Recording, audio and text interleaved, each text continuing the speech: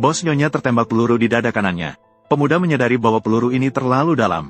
Harus segera mengeluarkan peluru. Jika tidak, Bos Nyonya akan menghadapi konsekuensi fatal.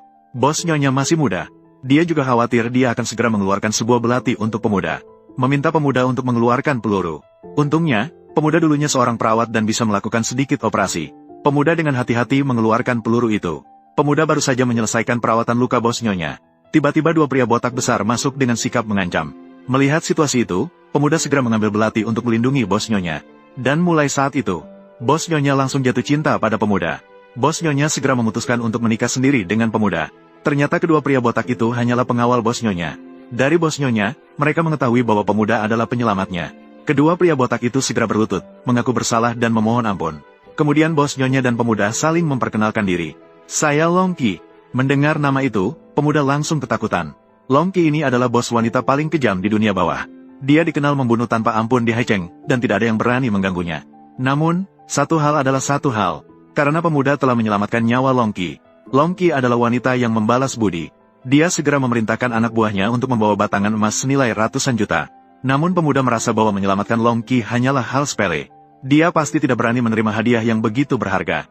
Melihat pemuda menolak emas, Longki mengira pemuda tertarik pada wanita cantik. Dia kemudian mengatur beberapa wanita cantik untuk masuk. Meskipun pemuda sangat tertarik, dia tidak berani. Dia hanya bisa berbohong bahwa dia tidak menginginkan apa-apa. Jika demikian, Longki hanya bisa menikah sendiri. Meminta pemuda untuk menikahi Longki dan menjadi suaminya. Jika tidak, dia akan membunuh pemuda. Pemuda itu terjatuh di sofa karena ketakutan. Kemudian dua pengawal botak itu bersiap untuk mengurus pemuda. Pemuda dengan terpaksa dan berlinang air mata setuju untuk menikahi Longki. Sangat baik, kalian berdua keluar. Menjaga di depan pintu. Malam ini saya akan mengadakan malam pertama. Keesokan harinya, pemuda terbangun. Anak buah Longki telah menyiapkan sarapan yang mengelilingi jendela.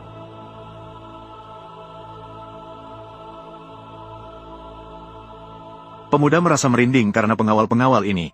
Dia bahkan tidak makan sarapan dan segera bangkit untuk melarikan diri. Setelah Longki masuk, dia segera memerintahkan pengawal untuk mencari tahu di mana pemuda tinggal.